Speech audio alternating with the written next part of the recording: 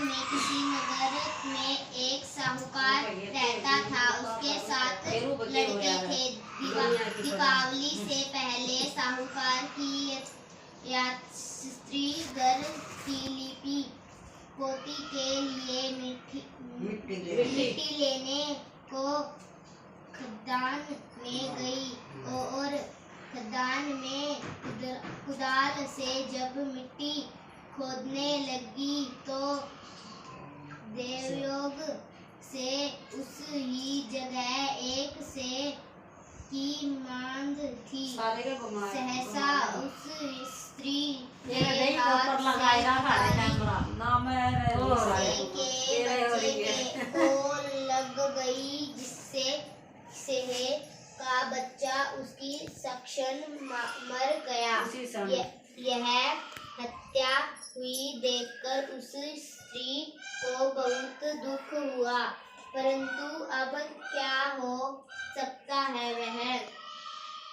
वह स्त्री पश्चाताप करती हुई अपने घर आ गई। कुछ दिन के बाद उस स्त्री का लड़का मर गया। फिर दूसरा और तीसरा।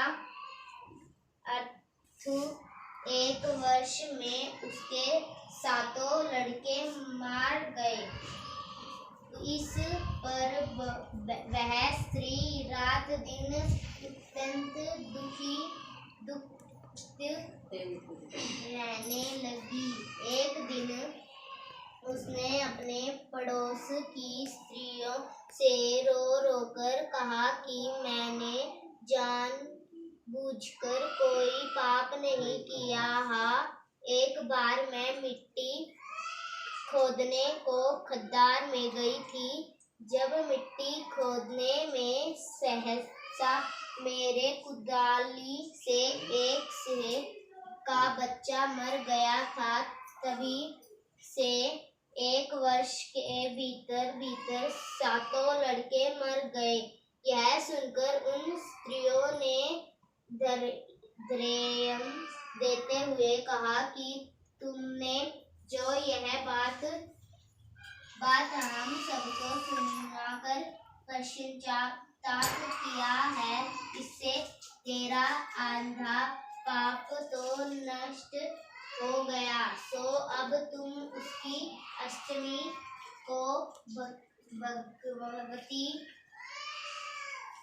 भगवती की शरण लेकर सेहे और सेहे के बच्चों को चित्र बनाकर उनकी पूजा किया करो और क्षमा याचना करो। ईश्वर की कृपा से तुम्हारी समस्त पाप धुल जाएगा और तुम्हें पहले की तरह से ही पुत्रों की प्राप्ति हो जाएगी। उन सब की बात मानकर उसी स्त्री ने कार्तिक मास की कृष्ण पक्ष की अष्टमी को व्रत किया था तथा हर साल व्रत व पूजन करती रही। फिर उसे ईश्वर की कृपा से पुत्र प्राप्त हुआ। तभी से इस व्रत की परंपरा चली आ रही है। बोले माता की जय।